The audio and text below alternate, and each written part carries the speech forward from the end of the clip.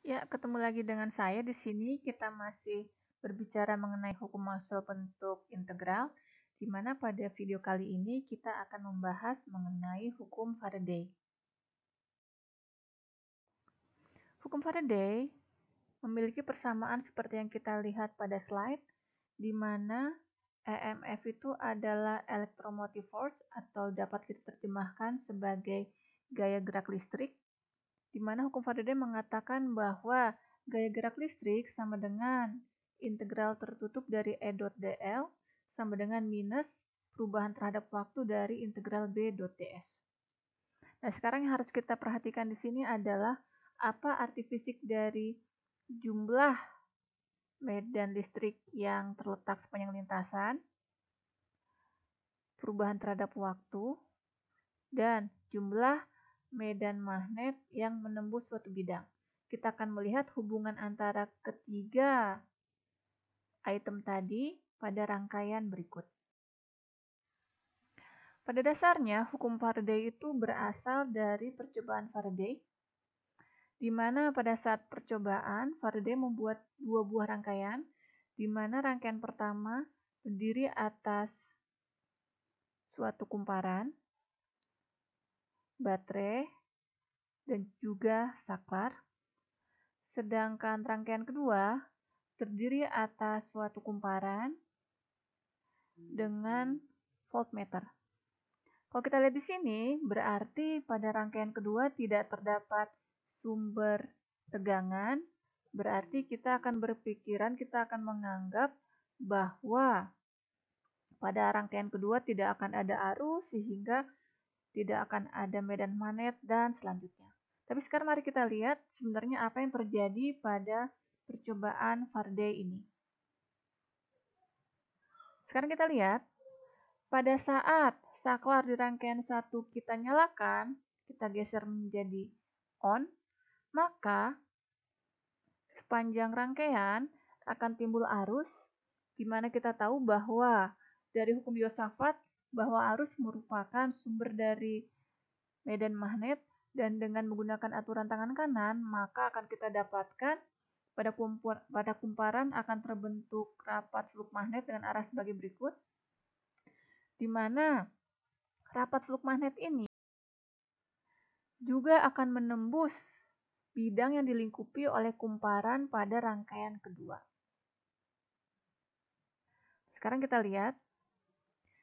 akan lihat apa yang terjadi jika rapat fluk magnet tadi yang ada di rangkaian 1 menembus bidang yang dilingkupi oleh kumparan pada rangkaian kedua. Mari kita perhatikan. Sekarang kita fokuskan juga perhatian kita pada jarum voltmeter. Pada saat kondisi saklar di rangkaian 1 mati, maka tidak ada arus. Dan pada saat saklar di rangkaian 1, perhatikan saklarnya kita nyalakan, kita geserkan menjadi on, maka akan timbul arus, dan arus itu akan menghasilkan medan magnet, dan medan magnet ini kemudian akan membuat jarum voltmeter yang ada di voltmeter rangkaian 2 akan bergerak sebentar, tapi habis itu dia akan kembali ke posisi 0. Dan sekarang perhatikan lagi, pada saat kondisi on, ternyata jarum voltmeter akan tetap di posisi 0, tapi pada saat saklar di rangkaian 1 kita ubah lagi menjadi posisi off, maka arus hilang, medan magnet akan hilang, dan perhatikan jarum di voltmeter. Jarum di voltmeter akan bergerak sebentar, dan kemudian dia akan kembali ke posisi 0. Berdasarkan keterangan tadi, maka diketahui perubahan jarum pada voltmeter artinya adalah ada tegangan pada voltmeter, ada tegangan yang terukur. Di mana kalau ada tegangan berarti ada arus. Dan itu adalah sesuatu yang aneh. Kenapa bisa ada arus padahal tidak ada sumber tegangan pada rangkaian kedua? Nah, sekarang kita lihat. Perubahan jarum voltmeter berdasarkan cerita tadi akan terjadi kalau apa? Kalau jumlah fluk magnet yang menembus bidang yang dilingkupi oleh kumparan ini mengalami perubahan terhadap waktu. Jadi perubahan jarum voltmeter itu akan terjadi jika ada perubahan dari jumlah rapat fluk magnet yang menembus suatu bidang. Dan kenapa bisa terjadi arus? Kenapa bisa terjadi perubahan jarum voltmeter? Kenapa bisa ada arus di rangkaian kedua? Itu karena perubahan jumlah fluk magnet yang menembus suatu bidang, dia itu akan menyebabkan terjadinya medan listrik di sekeliling bidang tersebut, di mana kalau kita ketahui, medan listrik yang berada di sekeliling bidang tersebut akan mendorong elektron yang ada pada sekeliling bidang, di mana elektron yang terdorong itu akan menjadikan arus.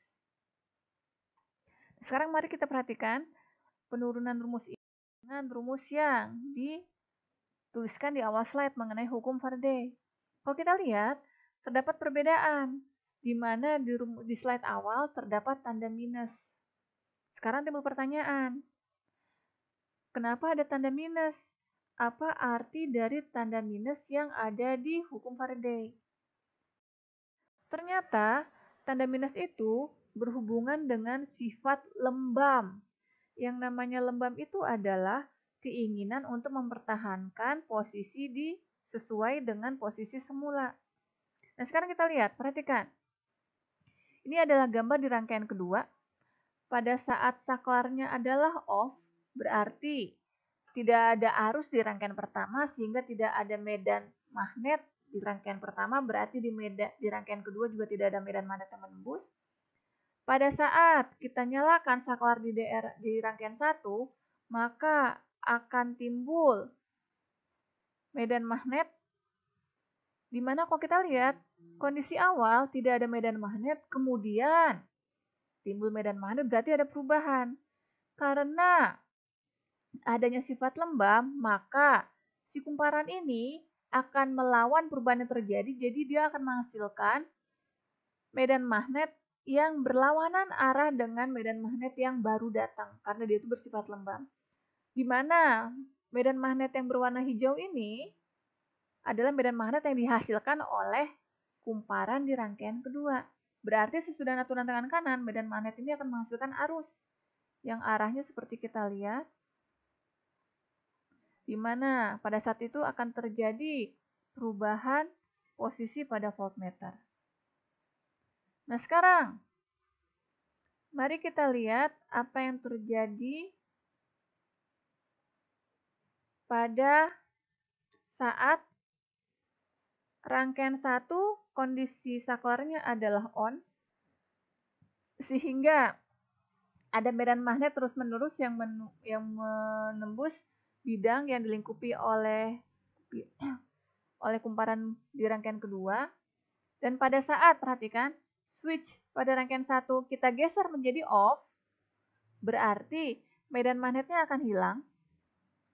Sehingga, karena dia bersifat lembab, si rangkaian kedua ini akan menghasilkan medan magnet yang arahnya adalah seperti kita lihat pada slide, karena tadi itu ada medan magnet dan hilang, akhirnya harus dihasilkan seperti ini. Dan medan magnet ini akan menghasilkan arus seperti yang kita lihat pada gambar. Dan pada saat terjadi arus, akan terjadi perubahan jarum pada voltmeter. Nah, itu adalah penjelasan mengapa ada tanda minus. Dan untuk video selanjutnya kita akan membahas mengenai hukum ampere.